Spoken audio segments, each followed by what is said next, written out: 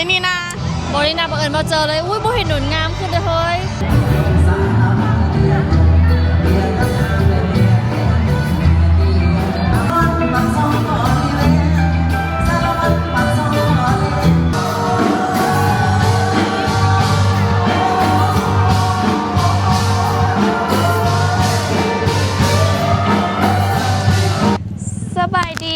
สบายดีทุกคนและตอนนี้ก็อยู่กับซองอลิสาสาวน้อยเวียงจันทร์มื้อนี้นะทุกคนมาในลุคแปลกนะเพราะว่ามื้อนี้มาดองก็จะเป็นแบบ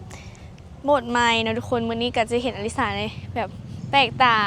งามขึ้นเนาะเพราะว่าแต่งหน้าแต่งตัวมามื้อนี้ก็มาดองนะทุกคนดองอยู่ที่เส้นพิลาคือแบบใหญ่แฮงนี่ทุกคนอยากให้เบิ่งอันนี้คือเป็นภัตตาคารที่ใหญ่บอนนึงเลยอยู่ที่นครหลวงเวียงจันทร์นี่มันจะมีตึก A B C D ไปฮะแหละเดี๋ยวมื้อนี้นะทุกคนเดี๋ยวจะพาเข้าไปเบิ่งในงานดองของคนลาวเป็นบ่แม่นคนเวียงจันทน์ได้ทุกคนเป็นไทยเสียงขวางแต่ว่าเจ้าบ่าวหันจะเป็นคนจีนเนาะทุกคนเดี๋ยวเราไปเบิ่งบรรยากาศทางในพร้อมๆกันนะทุกคนว่าสาวลาวที่แต่งตัวมื้อนี้มานะงามส่ำใดนะทุกคนไป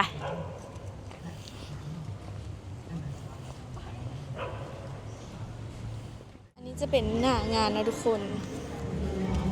นี่เดี๋ยวจะมาให้เบิ่งรูปเจ้าบ่าวเจ้าสาวนี่ทุกคน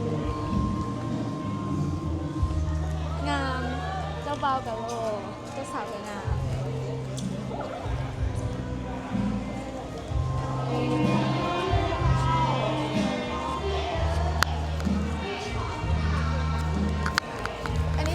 สุดหลวงพระบางทุกคนสวัสดี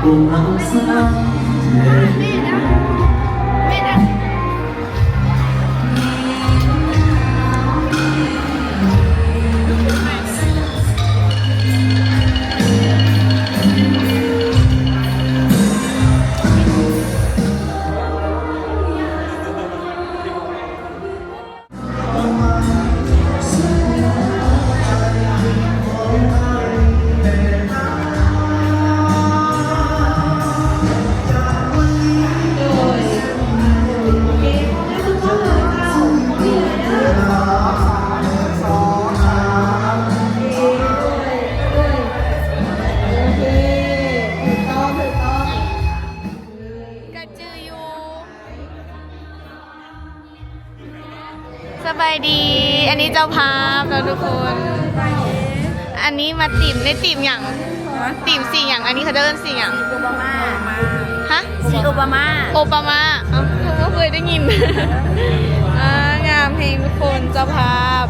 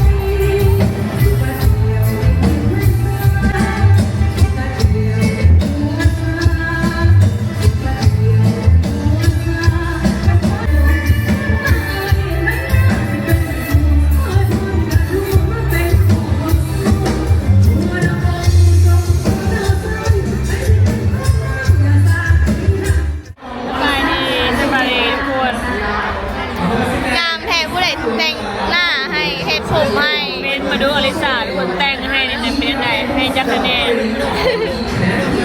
สวยแท้นะ 30 นาที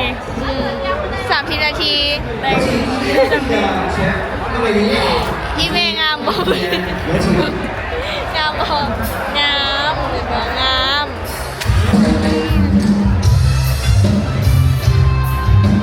ให้มันทักทายพี่ดูเลยเป็นยังไงคอมเมนต์เลยเด้อมีน้อยไม่ได้มาวันนี้มีน้อยอยู่บ้าน บ่ได้ออกงานบ่ได้ออกงานรับกันโดนแล้วแล้วก็ล่าสุดเนาะทุกคนอันนี้เฮาว่าวันนี้กะมีน้อยบ่ได้มานำเนาะทุกคนมีน้อยเฝ้าฮานมีน้อยขายเครื่องเพลงเนาะตอนนี้อลิสามาที่งานดองบอลที่2มื้อนี้เฮามางานดอง2บอลในมื้อเดียวนะทุกคนอันนี้จะเป็นอาเซียนพาเลทนะทุกคนอยู่ห่างกันอยู่บ่ได้อยู่ใกล้กันเด้อยู่นี่นะอันนี้เฮามาตอน9 โมงครึ่งใกล้จะ10 โมงยังแล้ว งานนี้ก็จะเฮามาฮอตตอนที่เขาเจ้ากินเบียร์เมาแล้วก็เริ่มฟ้อนเริ่มหยังละเนาะไปเดี๋ยวเขาจะไปเบิ่งบรรยากาศอันฟ้อนเต้นบัสลบอยู่ในงานนะทุกคนอยู่ใน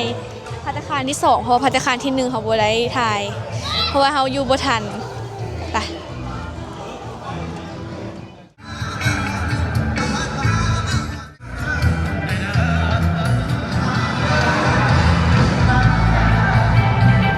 ทุกคนเขาเจอเอื้อยน้องเดี๋ยวเขาจะไปซื้ออันนั้นเราสวัสดีเซอร์ไพรส์เราไม่ได้นัดกันได้นี่นะ บริณาบังเอิญมาเจอเลย อุ้ยโบเห็นหนุนงามขึ้นเลยเฮ้ย แม่นว่ะเป็นน้ำแต่งหน้าตี แล้วนี่นา เขาก็ไม่ได้เห็นไอ้น้องไหวโอ้ย2 ปี เออ อันนี้มาดองไผ่ไอ้น้อง ม้าโด่งของทั้งพี่น้องทั้งไฟทราย หากก็มาได้ดองอยู่อันอย่างก่อนเซนพีรามาแล้วก็มาดีต่อ แน่นบอก เขาไปฟ้อนน้ำกันบอก ไปเลยไปดิกำลังปากเขาใหญ่นี่นะ ด้วยสิกลับระบาดนี่คือมาอยู่นี่ ยังเอ้ยออกมาถ่ายรูปยืนหน้าแบ็คดรอปเมื่อกี้นี้ถ่ายกับมาโคตรติด แม่ อุ้ย ว่ งาม เมื่อกี้ งามงามพี่น้องมึงน้องอลิสาง ามกับบสู่ไอ้น้องดอกฮะพอแล้วเขินในน้องเนาะทุกคนเขาก็ไม่ได้เจอกันดุด งามแท้ แต่ เอาแล้วมาใส่ไป เขาอยากทาน